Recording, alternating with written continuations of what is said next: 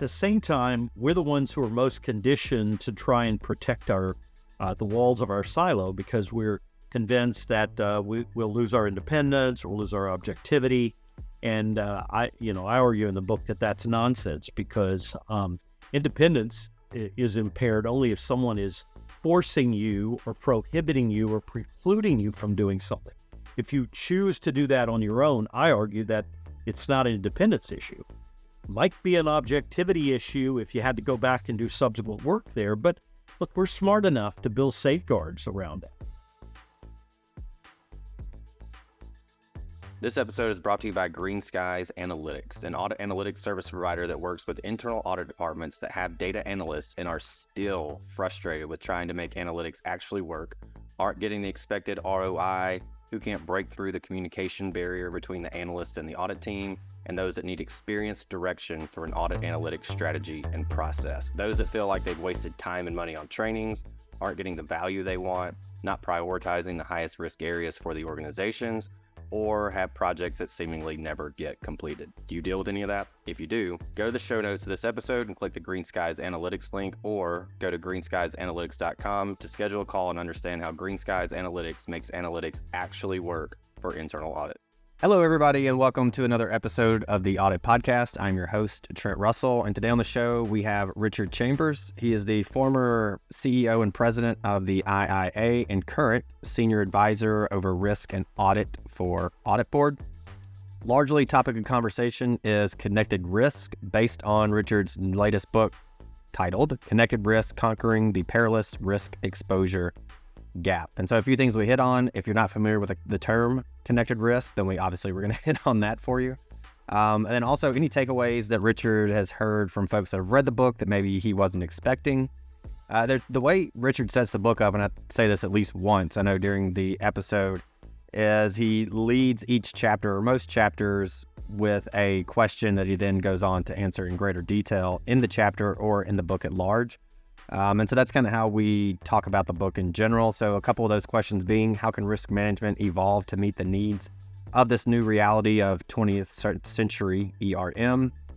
When a significant disruptive risk event occurs, how can we plan for the downstream impacts?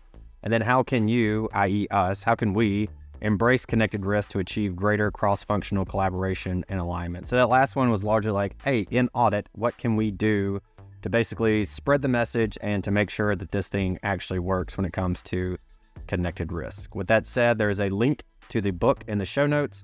If you are not a book reader, and obviously this is a podcast, relatively short form, so we don't go into all the details that are really necessary. So again, if you're not necessarily a book reader, I would highly recommend subscribing to the blogs or periodically searching for the term connected risk and staying up to date on what's going on there, because it is, you will be kind of on the forefront. And so I think it's significantly better for us to go ahead and raise these issues and a connected risk initiative, if we want to call it that, now, as opposed to a year and a half from now going, oh yeah, I heard about that on this podcast and never broached the topic with anyone else outside of maybe internal audit or maybe not even beyond that or within that. So with that said, highly recommend whatever your preference for consuming and learning, whatever that is. I would put connected risk as a topic atop that and go check it out and learn more about that.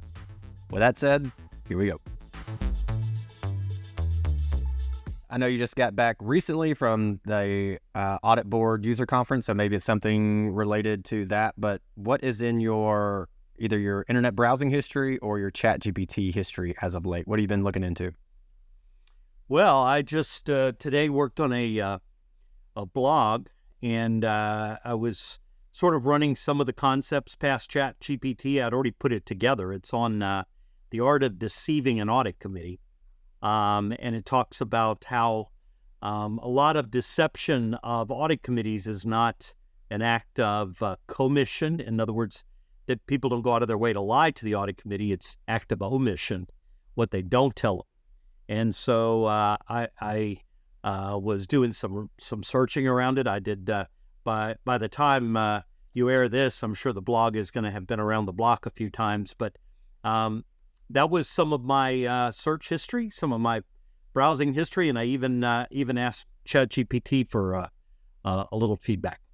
I think the interesting thing to me there is when we talk to audit committee chairs and CAEs and ask about their relationship and like, what do you want from each other? The number one answer every single time is, especially from the audit chair, is I want to know what I need to know like right away, and just I want full transparency. I don't want to jump into a call and be taken off guard by something. So Yeah.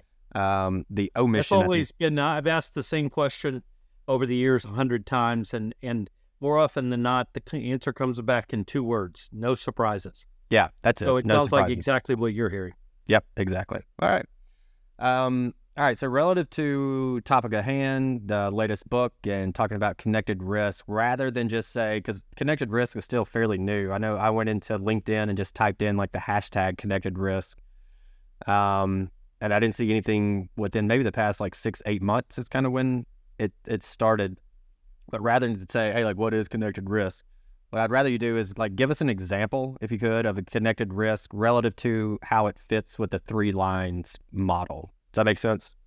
Sure. Well, so first of all, thanks a lot. My book just came out, and very excited about it. It's top seller on Amazon, and so anytime I can put something together that people think help them, and that they find they have a connection with connected risk, then I feel validated in terms of the amount of time I put into it. So it was a project that I've been working on since the beginning of the year.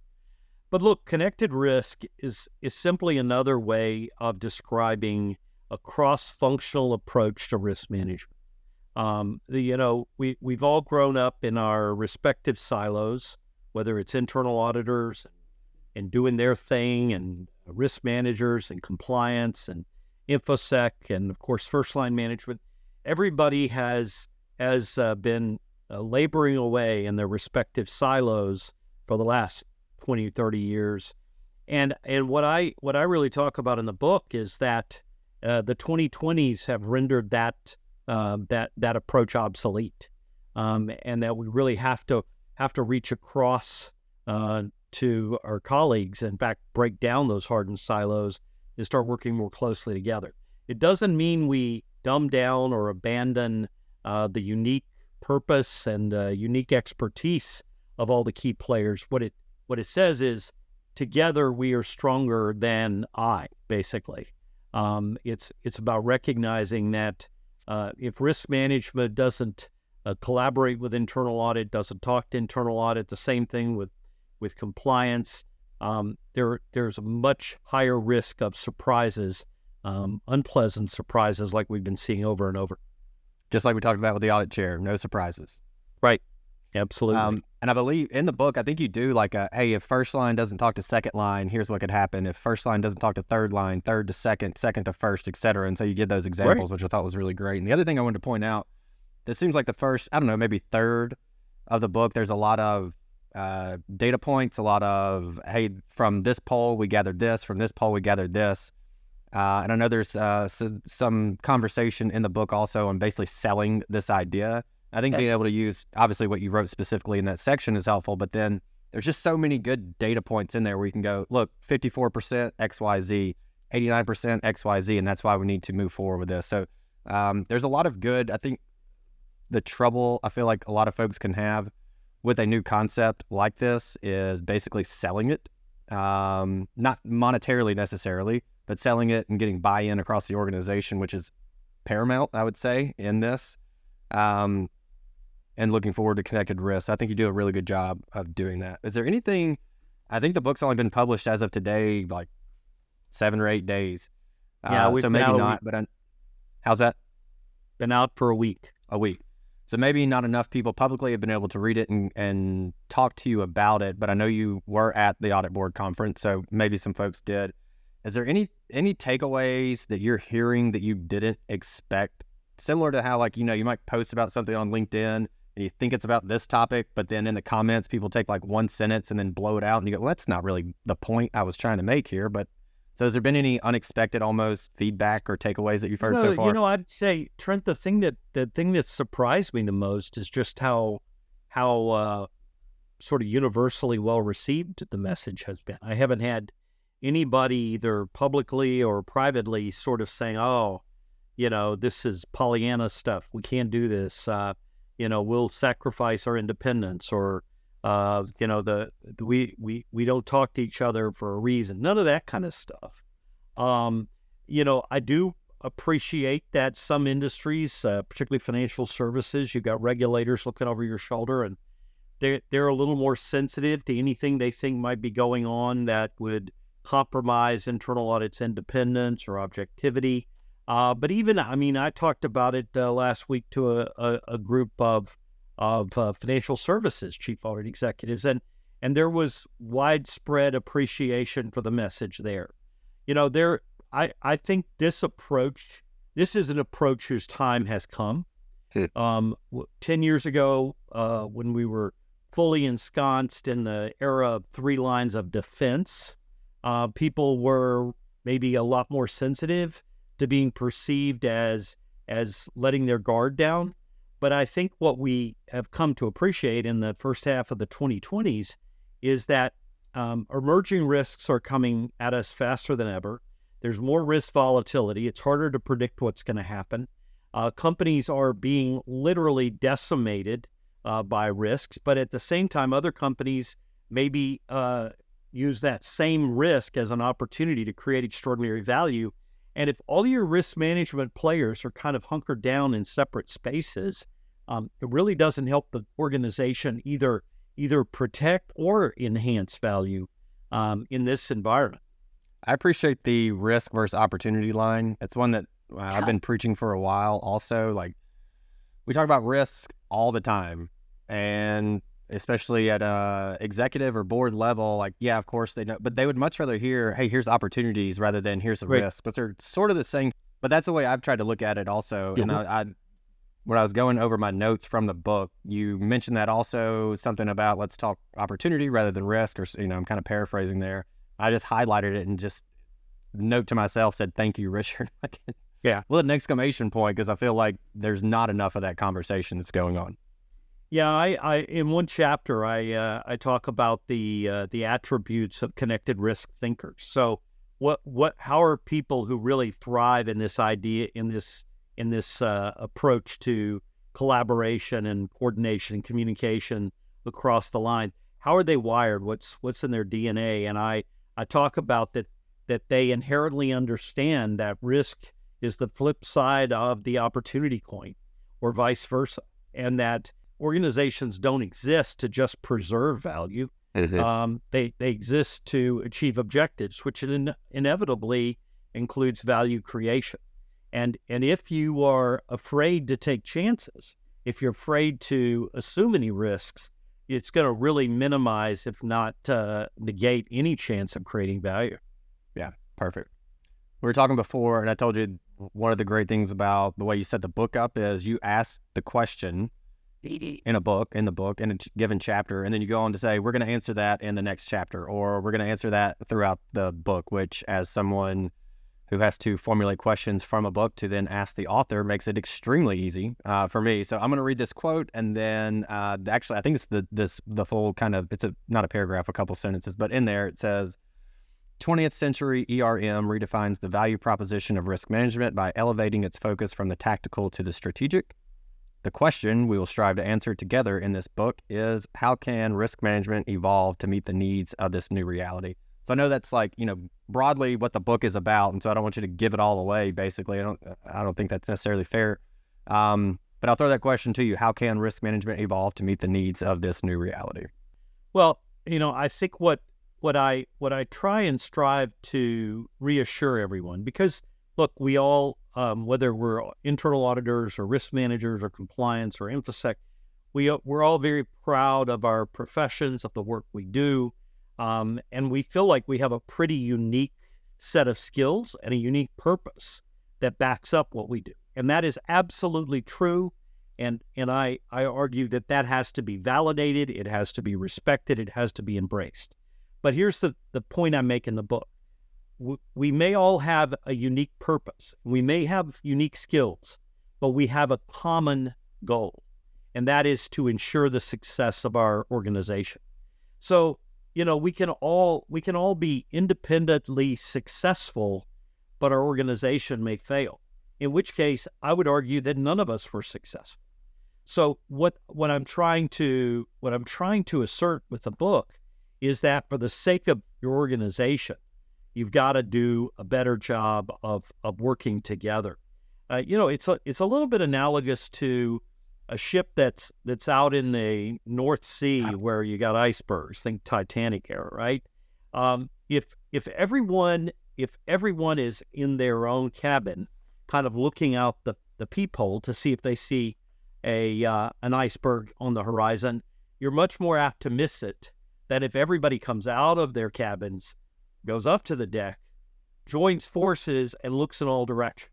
So to me, that's the analogy that I try to build on here in the book, is that together, as I said earlier, together we're stronger than me. Another direct question from the book that you then later go on to answer is, when a significant disruptive risk event occurs, how can we plan for the downstream impacts? So how can we plan for those downstream impacts? Well, I think that's, again, part of the value that can come from putting our heads together and considering what have we seen before? What does experience indicate? What does our research tell us? I don't know that any of us, well, first of all, none of us really saw COVID coming until it was right in our face. But then I don't think we were thinking in terms of, okay, a year from now, 2 years from now, what is the second and third order effects of this going to be? I don't know that you could have even predicted some of it, but look, I mean, we could see pretty early on in COVID that government fiscal policy was pumping a ton of money into the economy to try and prop it up, in fact, to potentially save it.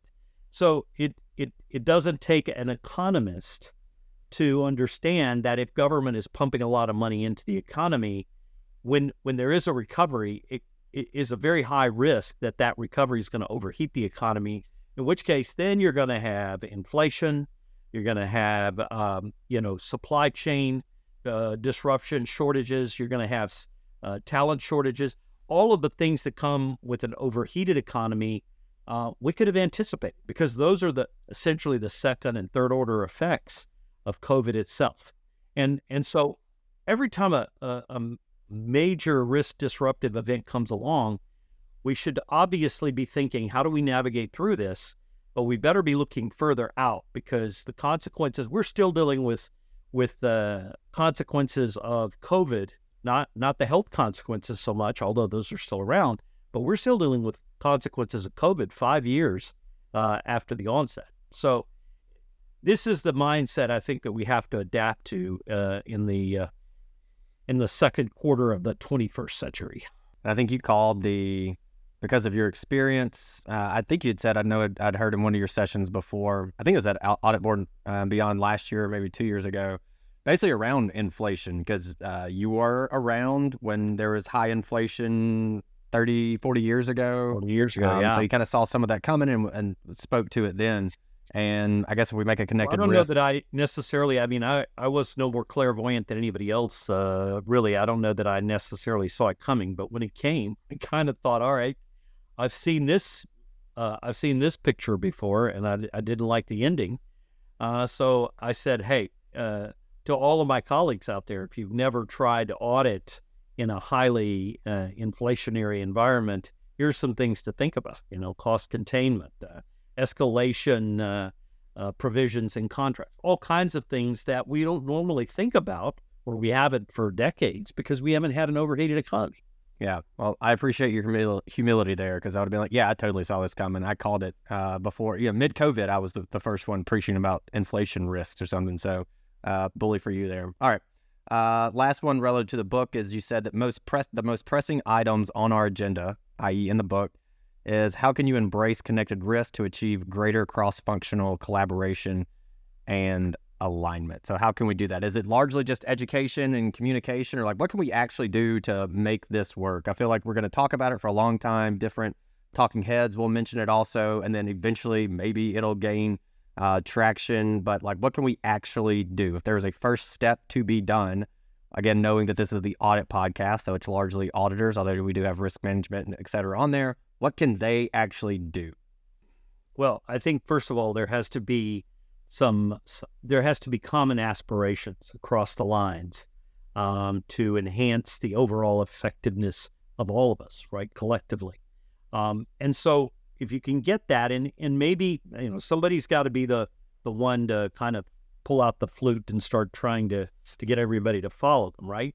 So I think what we ought to be thinking about is internal audit often pairs up with risk management, and I think the statistics would indicate as much as 40% of the Fortune 500 internal audit functions have risk management responsibilities. So the internal auditors, and in healthcare, for example, it's not uncommon to find the chief audit executive also being the chief compliance officer. So I think there tends to be more crossover between internal audit and the others than maybe they are between themselves.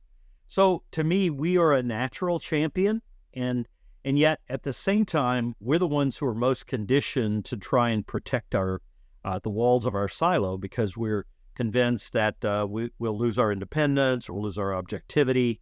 And I argue in the book that that's nonsense, because independence is impaired only if someone is forcing you or prohibiting you or precluding you from doing something. If you choose to do that on your own, I argue that it's not an independence issue. Might be an objectivity issue if you had to go back and do subsequent work there, but look, we're smart enough to build safeguards around that. So back to your question, I think that internal audit should be the ones to pull out the megaphone and rally the forces to start down a connected risk journey. But everybody's got to be all in, and you got to have a real passion for the outcome. In the book, I outline sort of the phases, the maturity model, if you will, for connected risk, and the first one is just there's a little bit of communication. Maybe I tell you that I did a risk assessment, I send you a copy of it. If you're in risk management, well, that's a start, but it's not nearly as valuable as if maybe we go together when we do interviews. If we're interviewing somebody in the C-suite and I'm asking them what's keeping them awake at night, you go in a week later and ask them the same question. That's frustrating for them, and we don't really get the benefit of hearing the same thing. So I think that starts to take us from some communication to maybe some coordination. Yeah, we're gonna coordinate when we do these interviews, and then finally you move to collaboration and ultimately to connection. Okay, yeah, I like that string of the path to get there. That was great in a really concise way. Also, the way you closed it out there. All right, my goal usually with these, when it comes to someone who's written a book, is to try to get something that's not in the book out of the author. So that's what we always talk about, like what are you surprised you're getting asked about that's not in the book? And then obviously if it's a new concept like this, to talk about it at some kind of high level to get an understanding, the audience can go, yep, okay, that's what that is. I believe in that. We need to pursue it further. And then obviously highly recommend folks go check out the book. With that said, you have the stage, Richard. Close us out. What do you want to leave the audience with? Well, what I hope is that that the audience, the people out there who may pick the book up and read it, recognize that if there's anyone who's invested in the traditional methodology of internal audit, it would be someone like me. 50 years in the profession. I came in at a completely different era, completely different time. I've been there through the evolution of the last half century, and I'm out there coaching and urging people to be more innovative, to embrace transformation to an even greater extent for the future. Because if there's been one constant over the 5 decades that I've been in this profession, it has been that the profession has not been afraid of change. And so I think we're up for it. And I encourage everybody who's watching the podcast, whether you read the book or not, to continue to look for opportunities to get stronger, to get better, to be more effective in serving your organization. Hey everyone, thank you very much for listening to this episode of the Audit Podcast. Whatever platform you're listening on right now, I'm sure there's a subscribe button somewhere, so please hit the subscribe button there. If you're listening through iTunes or Spotify, feel free to go give us that 5-star rating. It only took me about 16 seconds to give myself a 5-star review, and it really helps to get future guests to come on the show, so we'd really appreciate that. Lastly, be sure to check out the show notes and follow us on all our social media channels on Instagram, on LinkedIn, and on TikTok. Also, if interested, please sign up for our weekly newsletter from the Audit Podcast. Thank you all. Have a great one.